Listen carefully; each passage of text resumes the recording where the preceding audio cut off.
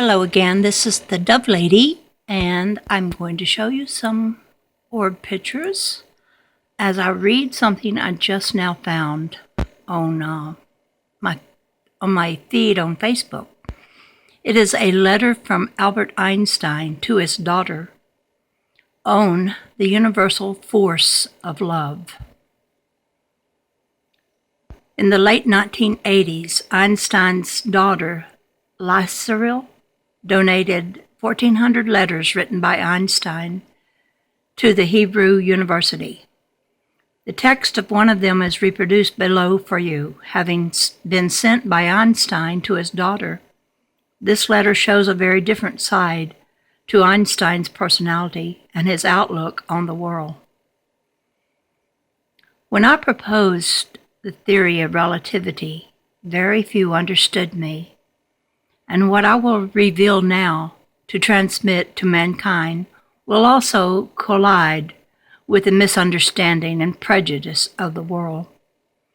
I ask you to guard the letters as long as necessary, years, decades, until society is advanced enough to accept what I will explain below. There is an extremely powerful force that so far science has not found a formal explanation of.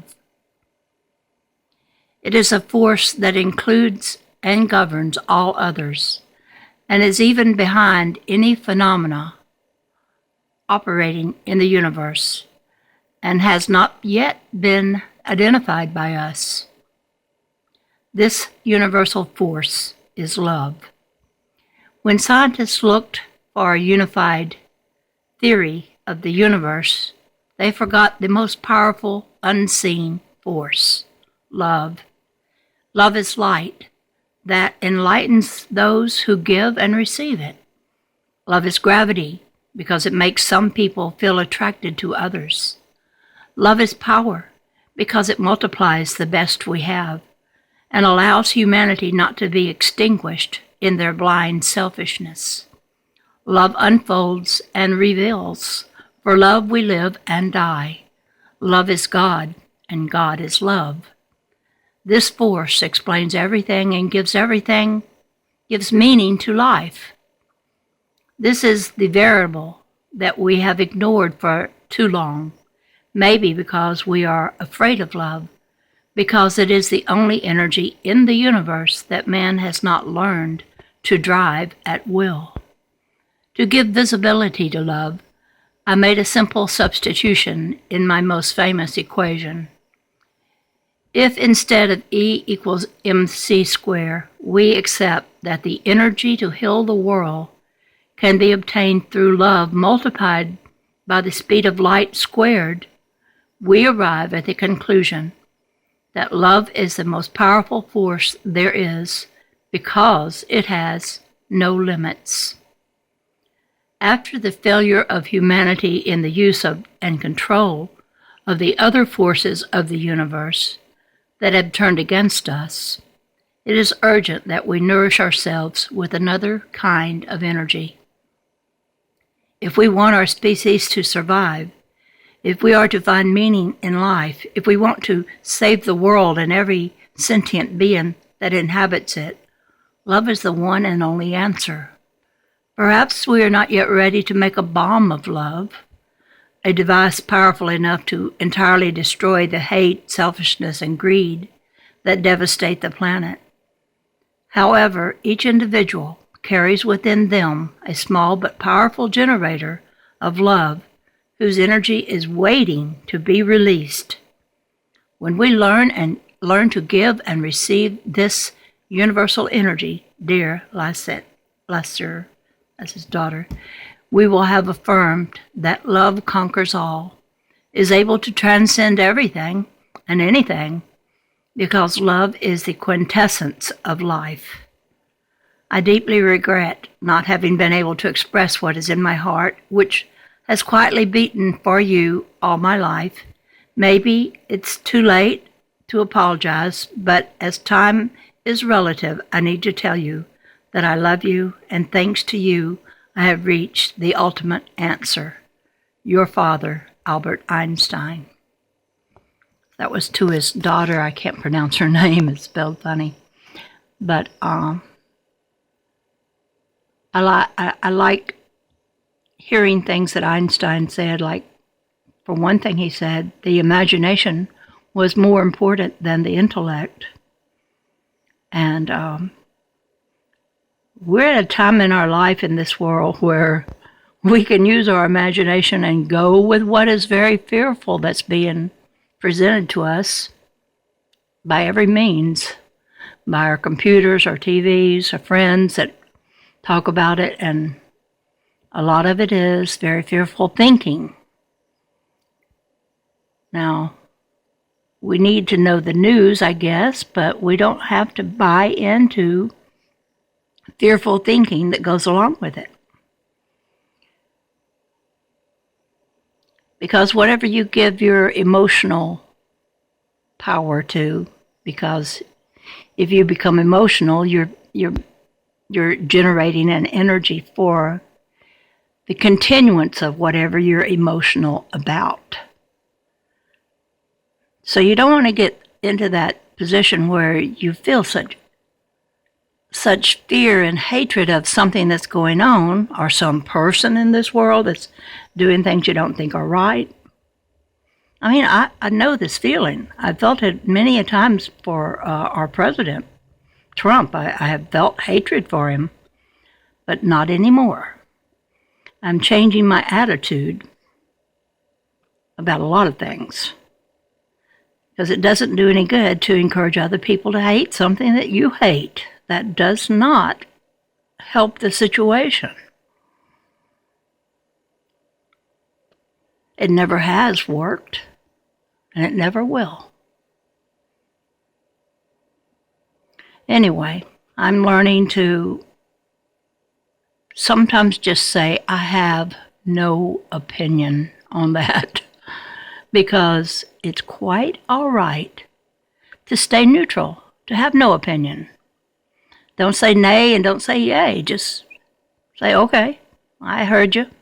But don't go off into a frenzy over things that you fear or things that come off as hateful and mean. Don't hate is what I'm saying, because that's a bad energy to run through your body.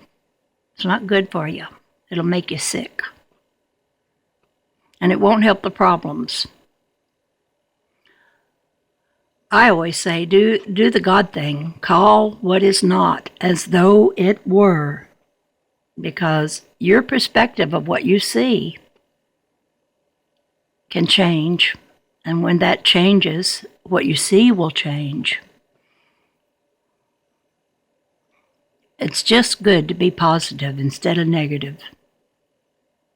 And that's what I try every day to do, although there's some days I don't do it as well as I do it on other days, to tell you the truth. But it's what I'm working for. It's my goal.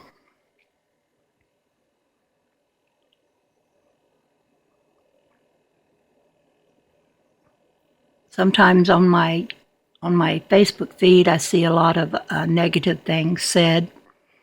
And name calling. It's like the people who do the name calling, it's like they don't have any better vocabulary that they can say what they feel, except to just think, well, I'll just call it a bad name, and that'll let everybody know how I feel.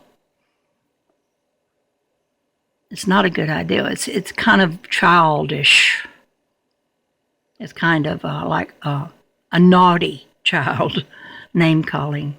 I mean, if our children are calling other people names in the school, we would get on to them about it, because that's cruel. It's not necessary.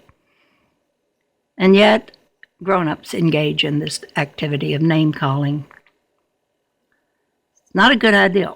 Anyone doing it, from the president on down to the ordinary person,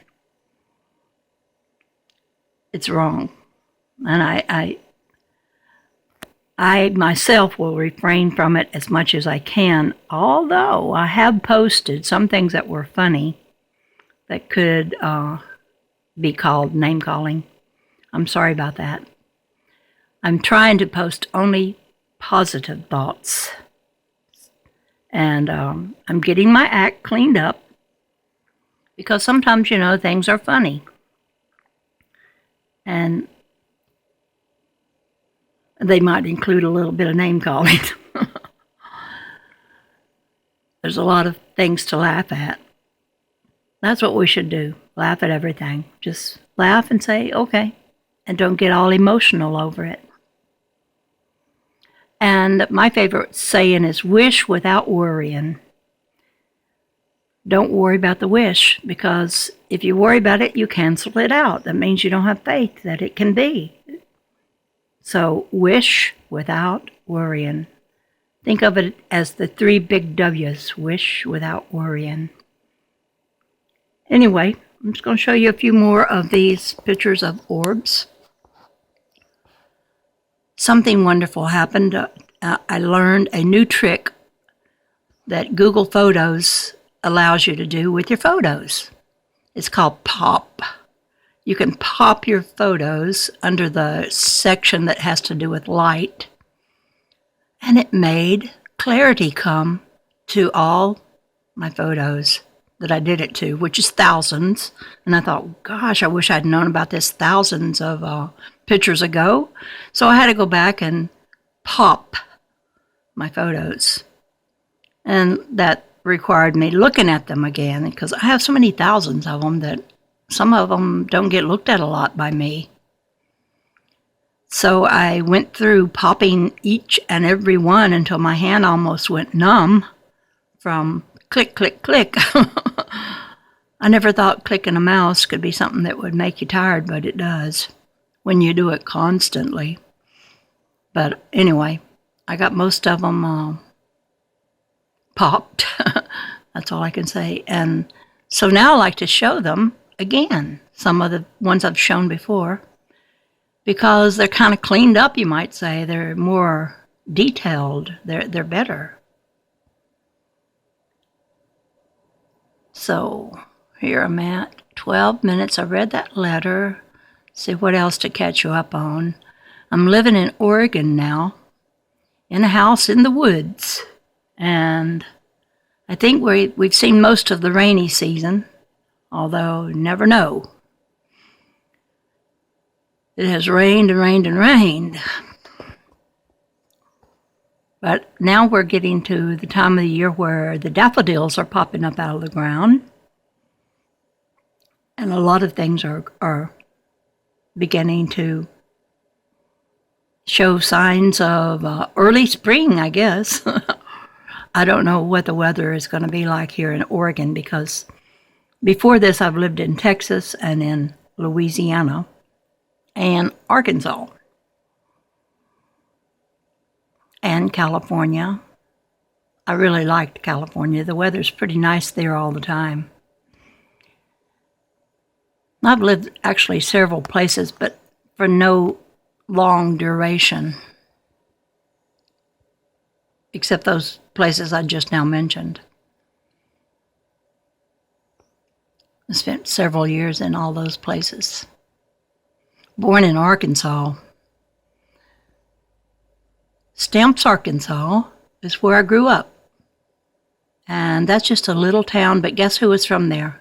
Maya Angelou. You might not know who she is. She's a black woman who became involved in the peace movement, and she's a poet. And, well, she's no longer with us. She's made her transition. But she grew up in the neighborhood I was in.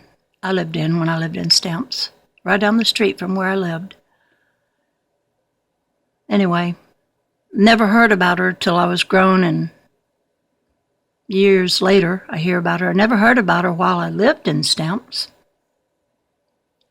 Stamps, Arkansas.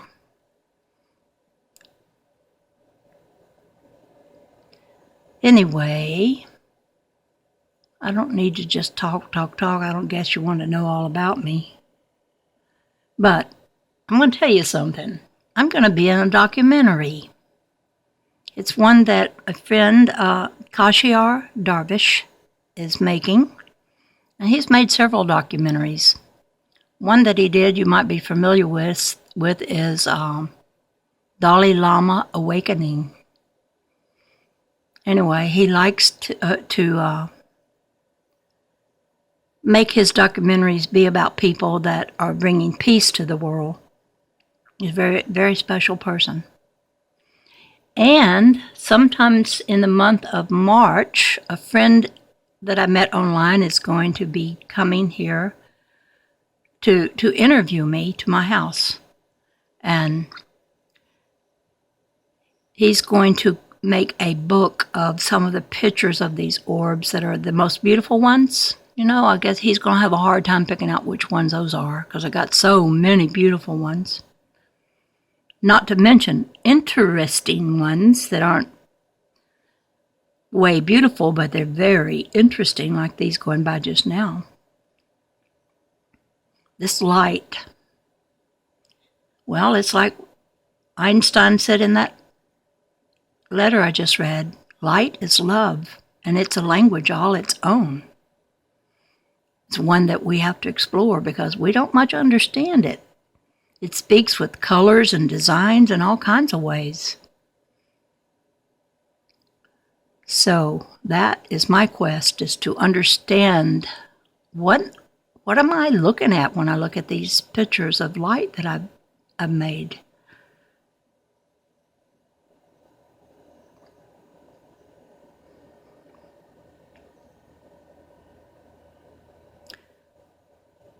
I wish I could tell you, but I'm in the dark about what the expressions that are in them. But I do notice that there's hardly any symmetry. There's no symmetry in them. But symmetry is something funny. I listen to a lot of science videos, and I was listening to one about the problems they have at CERN. And one of their problems is symmetry. Because when things are perfectly balanced, and, one half is the same as the other half, it's perfectly balanced, they cancel out whatever it is. So with perfect symmetry, you don't have anything. It all goes back into formlessness, I guess. I remember reading Walter Russell saying how nature never lets itself get caught in perfect symmetry. Zero balance. Zero balance is where they say, well, there's all power. We can get zero balance, we'll have power. Yeah, I think if we get it, we'll be out of here. We'll have transcended our bodies if we get into perfect balance. That's a beautiful one there. I really like that. I look at some of these pictures of orbs as they go by, and I call them orbs, but what they are, I think, are photons of light, but they're showing up in the orb format. But the orb is more or less like a viewing device, because they don't have to stay round like the orb is, but they generally always have that little edge with the concentric circle around, how the orb has a concentric circle around it. And when you just see a portion that's moving, you'll see that little edge. So you see the edge on that, but not on the part that's moving. And now, I don't get pictures like this. I don't get them these days. I've been getting mostly just circles, mostly just the round orb. At different times, the light has given me different views of itself, and it's not up to me what I'm going to get. I may get something. I keep taking pictures because I never know when something different is going to present itself, and I want to see it when it does.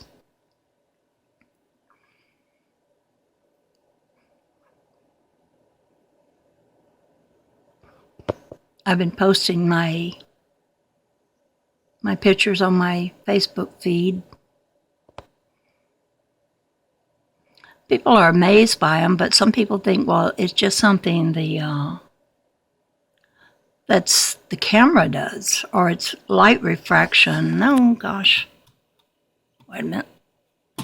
If I don't touch it, it goes off. It thinks I'm away from the computer, and then it goes off. Now, some people think this is easily explained phenomena of light, but I don't think so.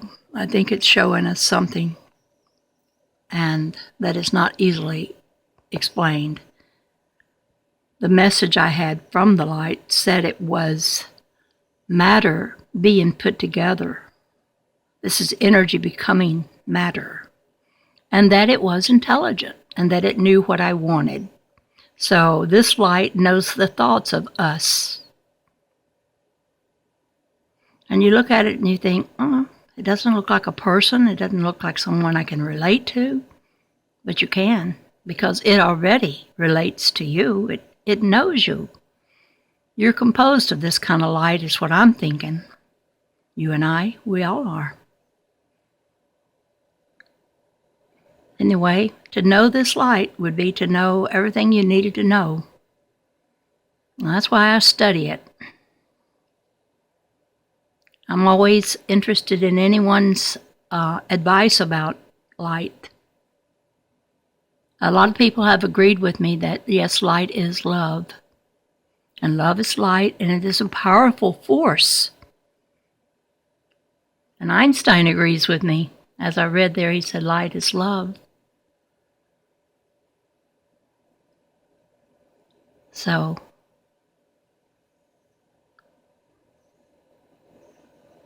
I have all the love I need. I have this light. And my cat and my dog that are somewhere around here, probably in the bed. They sleep a lot. Animals do a lot of sleeping. Anyway, starting to get warmer weather here, so I think I'll get outdoors and take some pictures of orbs with the light of the sun as my light source.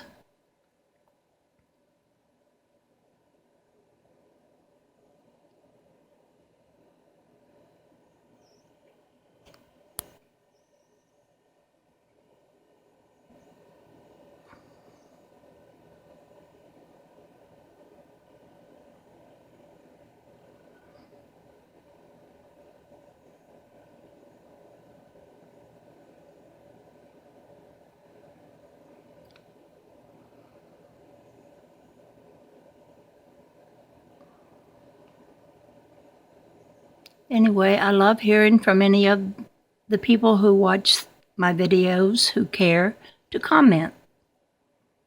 I read all your comments. I love comments.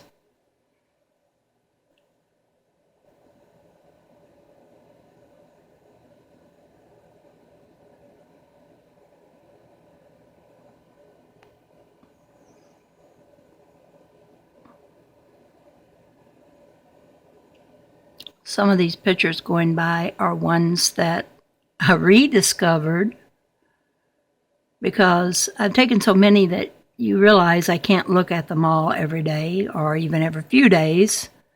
But with the problem I had of, I've got to fix them all, I got to pop them every one so they look better. Well, that forced me to go back and look at every picture I've ever taken so I could pop it. And then they became a better picture. And so a lot of these that you're seeing now are some of the older ones that I took many, many years ago that I have put into an album that will be one I look at more often so it doesn't go into obscurity again.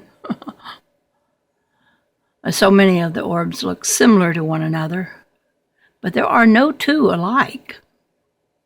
It's like leaves on a tree or grains of sand or snowflakes. There's no two alike.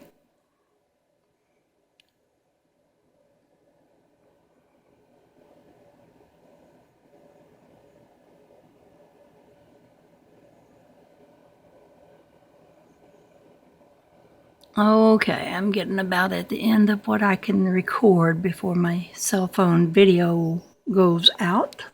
So I will end this and say goodbye from the Dove Lady. I'll talk to you again soon. Bye-bye.